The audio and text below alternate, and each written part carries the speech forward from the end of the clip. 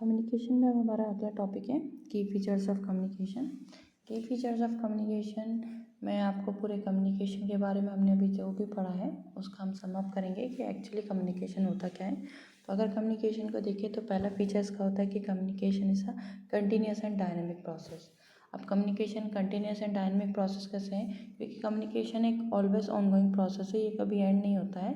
हम किसी न किसी फॉर्म में कम्युनिकेशन हमेशा करते रहते हैं। हम चाहे वर्बल फॉर्म में करते हैं, हम विजुअल फॉर्म में करते हैं या हम नॉन वर्बल फॉर्म में करते हैं। तो कम्युनिकेशन ऑलवेज गोइंग ऐसा प्रोसेस है जिसमें आप हर बार हमेशा कभी ना कभी किसी फॉर्म में मैसेज का ट्रांसफॉर्मेशन करते रहते हैं। और डायनेमिक इसलिए क्योंकि हम हर बार अपने कम्युनिकेशन करने को चेंज करते हैं।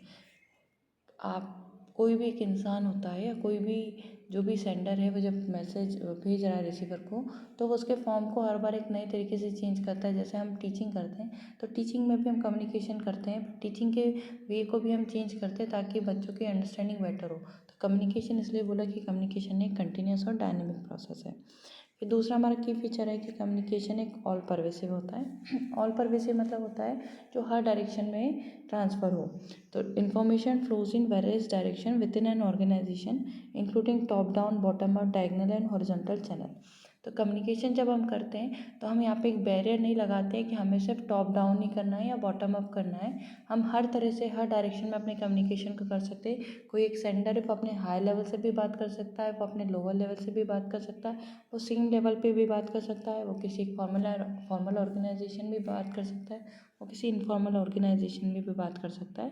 तो इसलिए कम्युनिकेशन एक ऑल परवेसिव मतलब it flows in all direction. Third है communication is a two way process. Communication आपका इफेक्टिव है या आप सेंडर जो रिसीवर से करवाना चाहता है वो तभी कंप्लीट होता है, वो तभी इफेक्टिव होता है जब रिसीवर उसको उसका फीडबैक दे। तो कम्युनिकेशन इफेक्टिव तभी होगा या कम्युनिकेशन तभी प्रॉपर होगा जब ये टू वे प्रोसेस चले, मतलब सेंडर अपना मैसेज किसी रिसीवर को दे और रिसीवर उसको अंडरस्टैंड करके वो वापस से फीडबैक दे। तो जब ये प्रोसेस कंटिन्यू होती है तो ही हमारा कम्युनिकेशन इफेक्टिव होता है और जो हम चाहते हैं, सेंडर जो काम चाहता है या बताना चाहता है वो फुलफिल होता है। इसलिए कम्युनिकेशन क्या होता है, एक टू वे प्रोसेस होता है। फिर होता है हमारा अगला कम्युनिकेशन का की feature common language. Common language का हम देखिए, common language using A shared language enhances mutual understanding and communication effectiveness.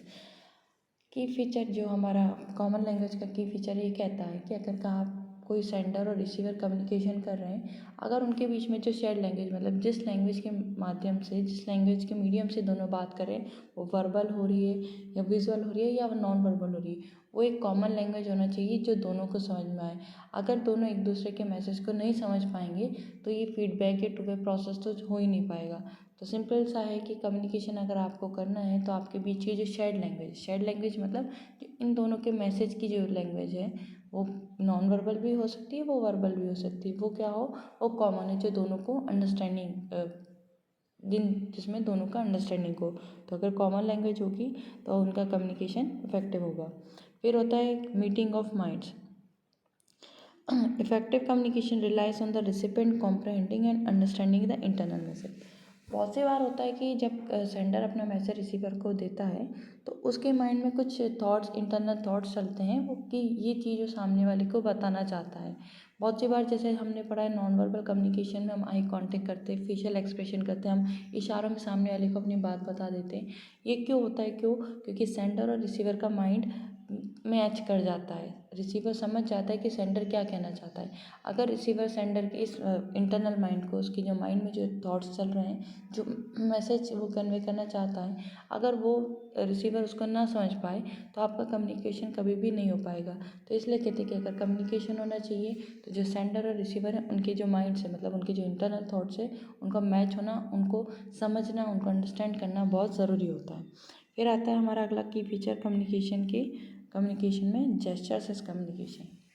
ये कहता है कि कम्युनिकेशन सिर्फ वर्बल फॉर्म में नहीं होती है, जैसा हमने बोला ऑरल या रिटर्न कम्युनिकेशन हम नॉन वर्बल फॉर्म में भी कर सकते हैं। हम जेस्चर्स बना के कर सकते हैं, हम फेशियल एक्सप्रेशन के थ्रू कर सकते हैं, हम बॉडी लैंग्वेज के थ्रू भी कर सकते हैं, हम पैरा लैंग्वेज के थ्रू कर सकते हैं। तो कम्युनिकेशन ऐसा होल होता है, ना कि सिर्फ शब्दों से ही कम्युनिकेशन होता है। कम्युनिकेशन हम हर तरीके से कर सकते हैं। हमारे इसके बाद कुछ और कम्युनिकेशन के की फीचर्स है, जैसे डिफरेंट टाइप्स ऑफ कम्युनिकेशन। जो कम्युनिकेशन है वो डिफरेंट टाइप के होते हैं।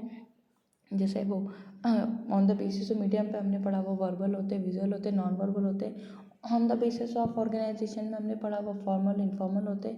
On the basis of direction में हमने पढ़ा कि वो बॉटम अप हो सकता है, वो टॉप डाउन हो सकता है, वो हॉरिजॉन्टल हो सकता है, वो डायगोनल हो सकता है। हमने सेंडर और रिसीवर के रिलेशनशिप के बीच में पढ़ा हमने कि वो इंट्रापर्सनल हो सकता है, इंटरपर्सनल हो सकता है, ग्रुप डिस्कशन हो सकता है, मास कम्युनिकेशन होता है। वो किस वे में हो रहा है, तो वो सिंगल वे भी हो सकता है, वो मल्टी वे भी हो सकता है, या हम उसको कहें टू वे कम्युनिकेशन भी हो सकता है। तो कम्युनिकेशन के बहुत सारे टाइप है और हर टाइप कहीं ना कहीं कम्युनिकेशन को सपोर्ट करता है और वो साइड बाय साइड एक साथ काम करते हैं। फिर है हमारा last substance of the message. A message significance depends on the recipient's interest in the subject matter. ये की फीचर ये बोलता है कि किसी भी सेंडर और रिसीवर के बीच में कम्युनिकेशन तभी होगा जब रिसीवर सेंडर के उस मैसेज में इंटरेस्टेड हो या उस कम्युनिकेशन में इंटरेस्टेड हो। अगर मान लीजिए आप किसी फर्स्ट क्लास के बच्चे को कम्युनिकेशन पढ़ाना चाहेंगे तो उसे वो नहीं समझ में आएगा, ना ही वो इसमें इंटरेस्टेड होगा। क्यों? क्योंकि रिसिपिएंट का इंटरेस्ट ही नहीं है आपसे कम्युनिकेशन करने में।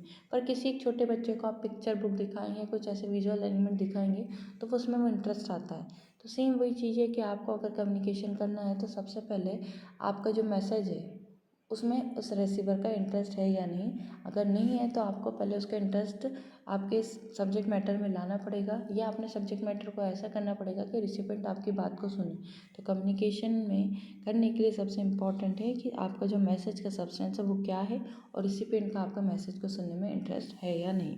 तो ये कुछ हमारे की फीचर्स होते हैं कम्युनिकेशन के, जिसमें हम कम्युनिकेशन को ऐसा सम अप कर सकते हैं कि कम्युनिकेशन ये होता है या कम्युनिकेशन में ये चीज़ें पाई जाती हैं।